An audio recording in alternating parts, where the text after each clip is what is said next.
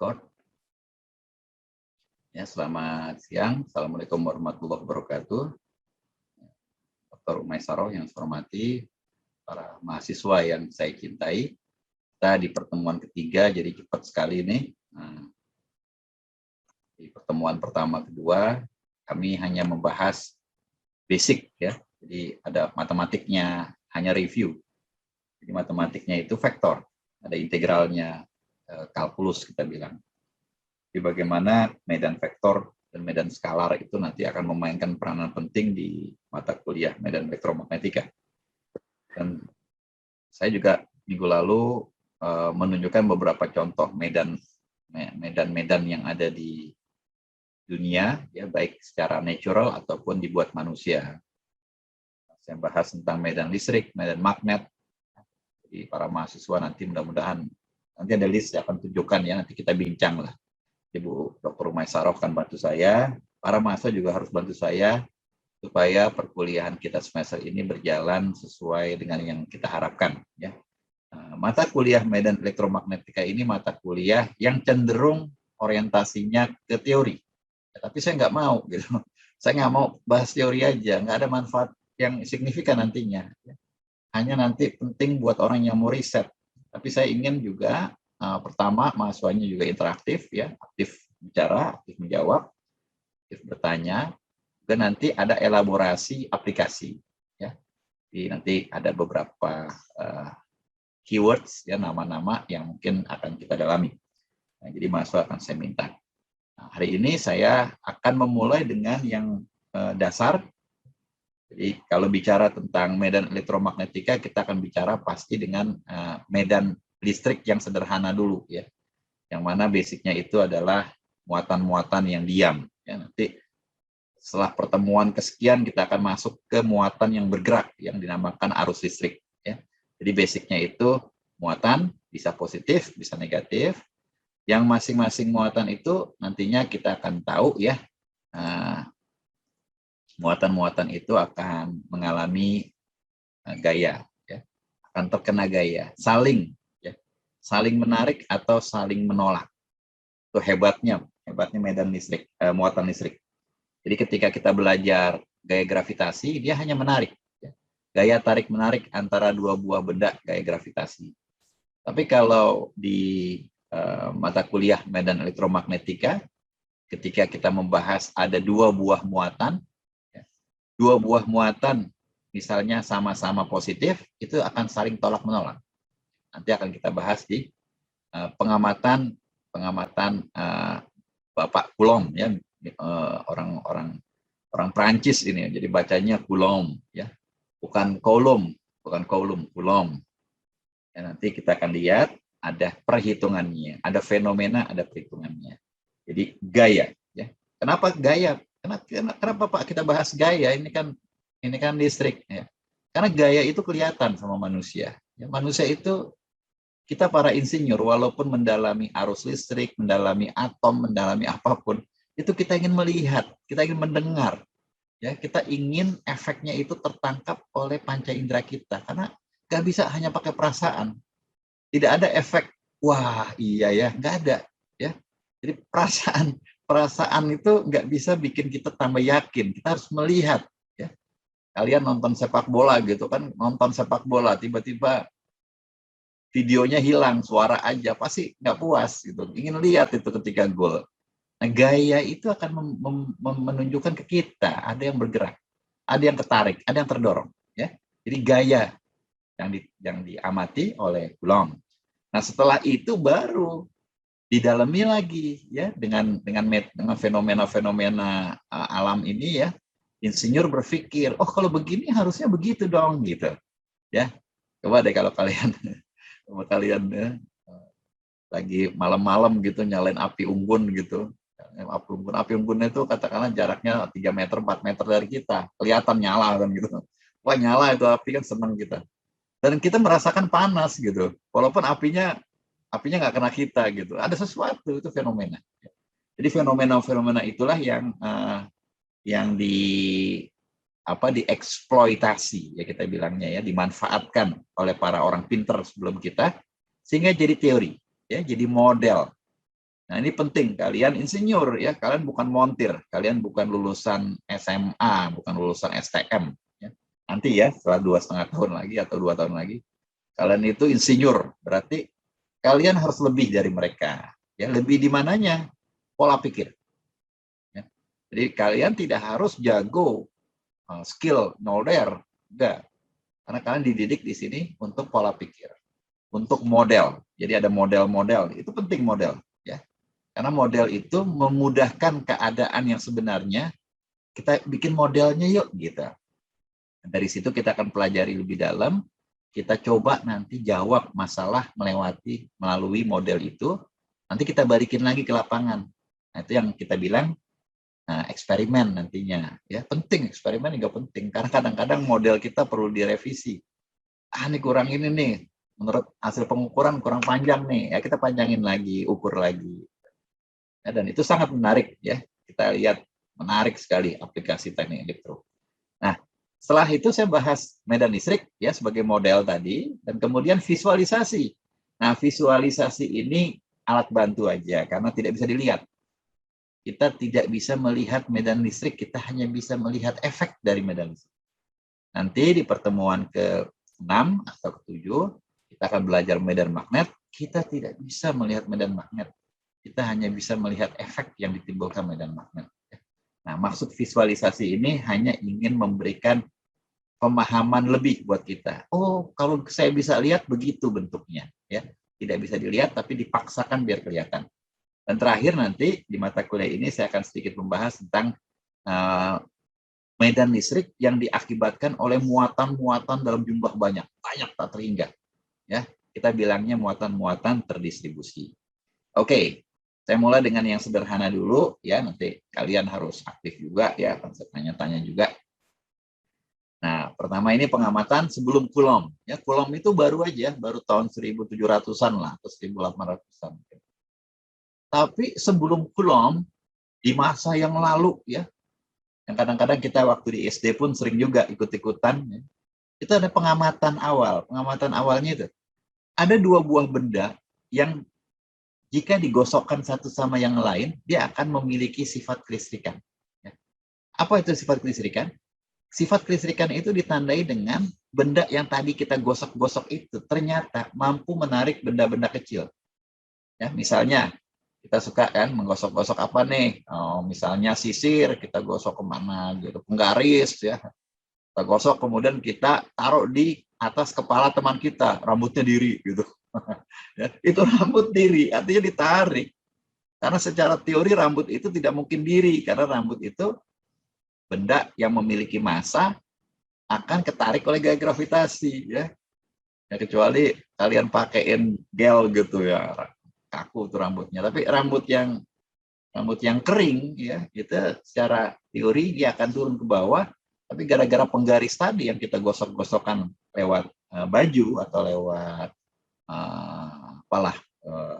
wall, lewat kain-kain lain ya, itu berarti dia tuh yang kerjain itu rambut jadi diri, ditarik rambut kita bilangnya.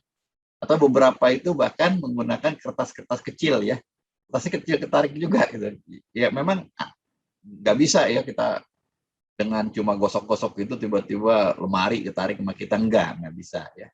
Jadi karena kecil ya, karena kecil jadi yang ditarik ya kecil. Nah, benda yang digosok tadi itu kita bilang memiliki muatan listrik ya, memiliki muatan listrik gara-gara gosokan tadi. Ada istilahnya itu ya, pengisian medan muatan listrik dengan gesekan ya, triboelektrik kalau nggak salah. Oke, nah ternyata kalau kita gosok benda yang lain atau dengan kain yang lain ya, benda-benda kecil itu kadang tidak ketarik tapi kedorong gitu. Ini pengamatan. Pengamatan itu artinya fakta di lapangan. Bisa dibuktikan. Jadi ada satu kelompok benda dan ada satu kelompok benda lain. Ya kalau kita gosok itu yang satu mendorong, satu menarik gitu. Ya, jadi ini pengamatan ya, dan itu kita ketawa biasanya kan. Itu indahnya fisika ya. Orang fisika bilang fisika lah itu. Tapi kalau orang teknik, orang elektro bilangnya elektro, indahnya elektro ya. Nggak apa-apa, kita sama-sama menyenangi lah. Itulah indahnya teknik atau indahnya ilmu alam, menyebabkan kita itu tersenyum, senang. Oh, ternyata begitu ya. Iya. Jadi pengamatan-pengamatan itu memberikan kita katakanlah kesimpulan awal bahwa ada dua jenis muatan. Karena ada dua jenis gaya, ada yang saling tarik, ada saling tolak. Pasti ada dua jenis kalau gitu. Nah, para ilmuwan atau para pengamat ketika itu mendefinisikan ada muatan positif, ada muatan negatif. Ya kita pakai aja itu. Kenapa? Itu gampang, paling gampang itu. Kita nggak, kalau kita bilang muatan A, muatan B itu kan nggak ada maknanya. Tapi kalau positif negatif itu keren banget istilahnya ya. Ada muatan positif, isinya muatan positif. Ada muatan negatif, isinya negatif ya. Muatan itu besarannya Coulomb. Belakangan dia karena ingin mengenang kontribusi dari Mr. Coulomb. Nah, pengamatan tadi itu mengatakan bahwa jika muatannya itu sejenis, katakanlah positif dan positif, ya, atau negatif dan negatif, maka akan saling tolak-menolak. Dan jika berlainan jenis, misalnya muatan yang satu itu positif, yang dua negatif, atau kebalikannya, negatif positif, maka tarik-menarik. Nah, ini pengamatan ini sudah 1000 tahunan atau ribuan tahun diamati. Dan sampailah pada suatu waktu, persisnya saya lupa, saya nggak tulis. Mungkin 1600-an atau 1700-an. Belum lama, saya bilangnya belum lama karena baru 300-an tahun. Ya. Yang tadi itu ribuan tahun. Baru manusia itu mulai pinter. Ya, mulai pinter ini kenapa ya? Salah satunya karena manusia itu terus berpikir dan punya alat ukur. Ya. Punya alat ukur untuk apa? Untuk mengukur besar gayanya. Ya, jadi kalian insinyur. Ya, insinyur itu tidak cukup hanya bilang, iya Pak, bedanya bergerak. Nggak cukup. Iya, bedanya ditarik Pak oleh gaya. Nggak cukup. Kalian juga harus bicara kuantitatif. Dan tidak cukup hanya bilang, iya gayanya besar sekali. Ya besarnya berapa? Ya, jadi kalian harus juga ngomong tentang angka. Nah, ini Coulomb ini yang mengamati dan membuktikan. Gitu ya. Jadi pengamatan kuantitatif kita bilang. Kuantitatif itu angka. Dia bisa bilang, oh bedanya segini nih muatannya, yang satu segini muatannya, yang satunya segini, jaraknya segini. Jadi Coulomb melakukan berbagai macam riset, pengamatan. Di sini hebatnya seorang ilmuwan. Kadang-kadang itu kita nggak bisa memiliki sifat itu karena kita nggak sabaran. Kita maunya, udah segitu aja, beres, kumpulin ya. Atau kalian dilatih di lab. Kalian dilatih di lab gitu. Ketika ngukur, nyatet. Ya. Ya memang tugasnya begitu di lab, kadang-kadang 2 jam, 3 jam. Wah, itu keren banget tuh. Seharian aja di lab, ngamatin, kadang-kadang bengong, dilihat hasilnya, kok begini. Jadi bukan sekedar ingin memenuhi target aja. Nah itu yang orang kita tuh masih kurang. Mudah-mudahan generasi kalian itu membaik. Nah, Coulomb melakukan berbagai macam, banyak sekali riset-riset terkait muatan-muatan ini. Yang pertama yang dia lakukan, dia memiliki 2 buah muatan. Muatannya itu Q1 dan Q2. Q2 itu konstan, muatannya besarnya 2 Coulomb. Yang dia ubah-ubah itu Q1. Q1 dia ubah dari 1 Coulomb, 2 Coulomb, 4 Coulomb, 8 Coulomb diubah-ubah. Dan kedua benda itu diletakkan pada jarak yang konstan 1 meter. Misalnya, ya. Misalnya 1 meter. Ya persisnya ada di bukunya si Coulomb itu. Ada di logbooknya Coulomb. Nah, itu nanti saya Dr. Umay Saroh juga mesti terus konsisten itu. Kalau riset harus ada logbook.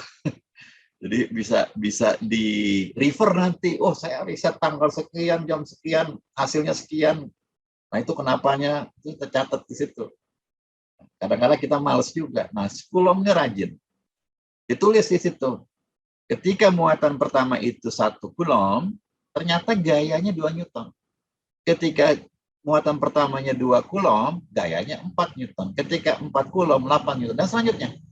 Jadi dia punya sebuah tabel, yes, dan tabelnya itu ternyata kalau dia gambar secara kartesio, sumbu X, sumbu Y, itu garis. Ya, itu garis. Ya, idealnya garis. Tapi kalau di lapangan, di lab itu nanti tidak garis, tapi diregresi. Nah, itu kalian belajar juga tuh ilmu regresi. Jadi kalau ada hasil yang sedikit acak-acakan, ya nggak apa-apa, itulah hasil pengukuran. Ada regresi. Regresi itu dipakai untuk zaman sekarang untuk data analytics, ya, untuk mengkira-kira, kenaikan dari harga rumah, kenaikan dari pasien COVID, ya, itu kan diregresi naik, terus sekarang lagi turun. Itu penting karena data itu memang tidak bisa kita lihat hanya dengan mata saja.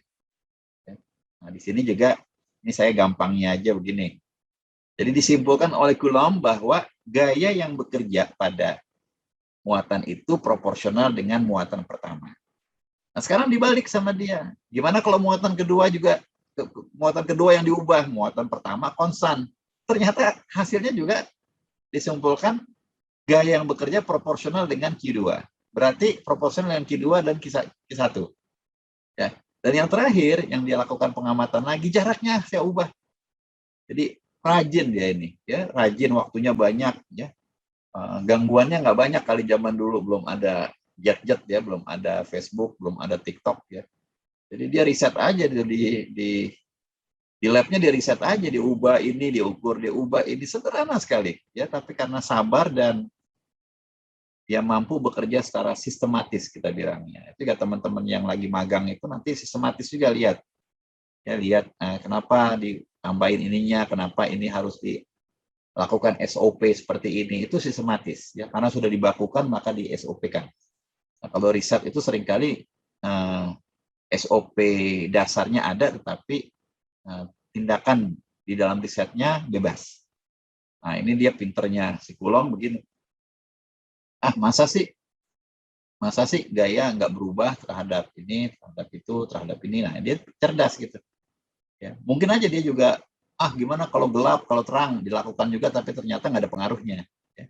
Gimana kalau temperaturnya saya naikkan, temperaturnya, jadi dia riset ketika musim panas. Ya. Di Perancis kalau musim panas itu bisa 40 derajat Perancis. Kalau musim dingin bisa minus 10 derajat. Ya mungkin dia risetin juga nggak ada pengaruhnya. Tidak ada pengaruhnya antara gaya yang bekerja dengan temperatur. Ya, macam-macam lah riset bisa kita lakukan. Dan akhirnya dia simpulkan begitu, bahwa gaya ini berbanding terbalik dengan jarak kuadrat. Ya, dari mana? Dari data ini. Ya, dari data ini. Kalau jaraknya saya perbesar, ternyata gayanya mengecil secara kuadrat. Maka dapat rumusan ini. Dan di akhir cerita, si Coulomb memutuskan sebuah model. Ya, keren banget itu dia memutuskan, ya. Karena memang orang cerdas, jadi boleh punya teori. Ya, kalau kita belum cerdas-cerdas amat, ya. Saya pun belum punya teori saya. Mungkin nggak akan punya, ya, karena nggak cerdas mereka ini.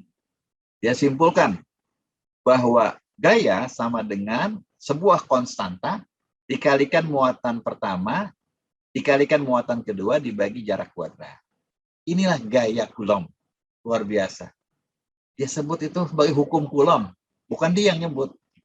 Orang-orang lain menghargai dia, menghormati dia atas effort yang telah dilakukan sekian lama mengamati adanya gaya, ya, baik tarik menarik atau tolak menolak yang bekerja pada dua buah muatan.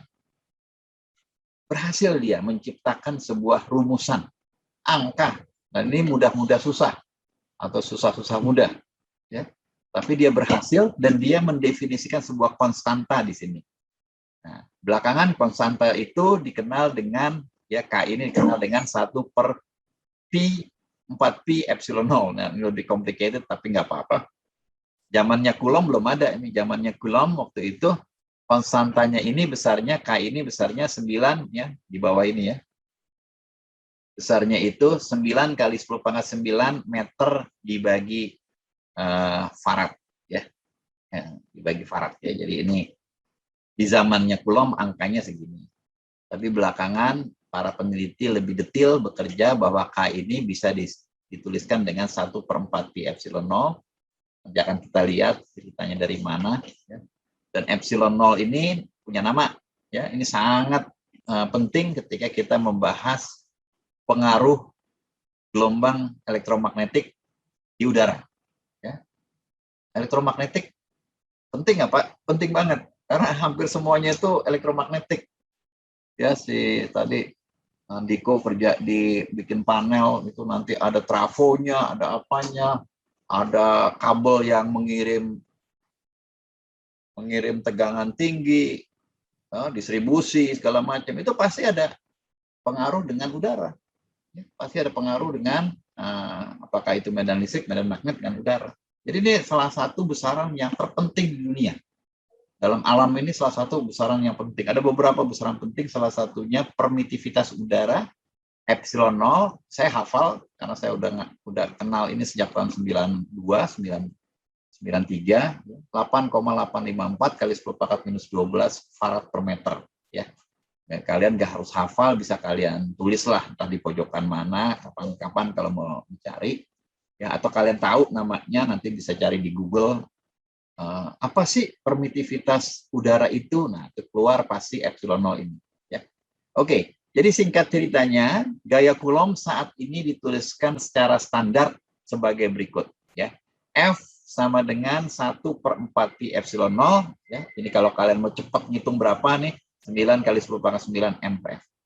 Dikalikan Q1 dikalikan Q2 dibagi R kuadrat. Ini standar kalau orang ingin menghitung gaya tarik-menarik dua buah muatan.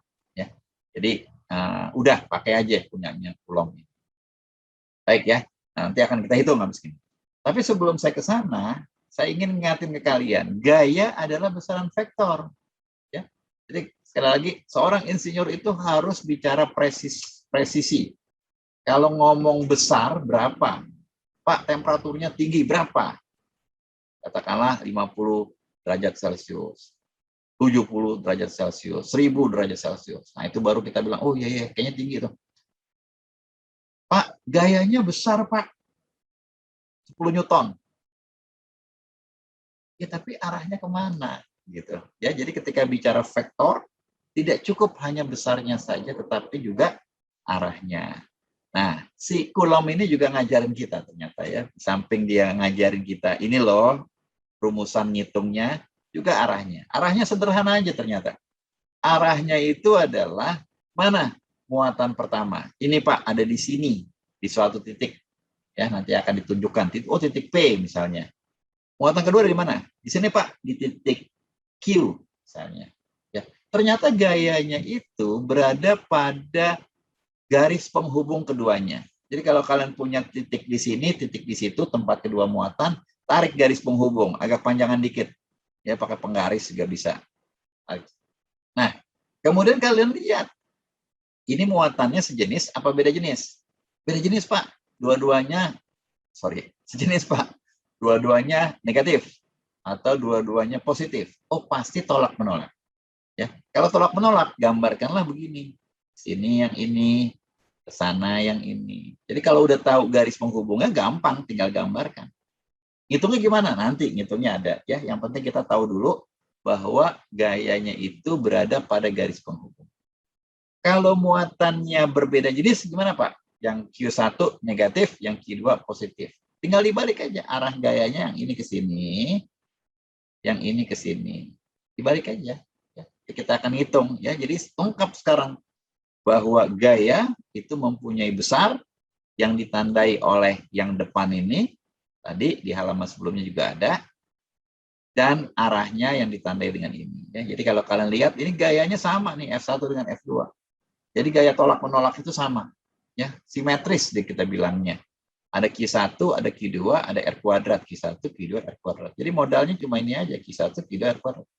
Nanti posisinya akan menentukan A21 yang menuju ke sana, dan A12 yang menunjuk kemari. Ya.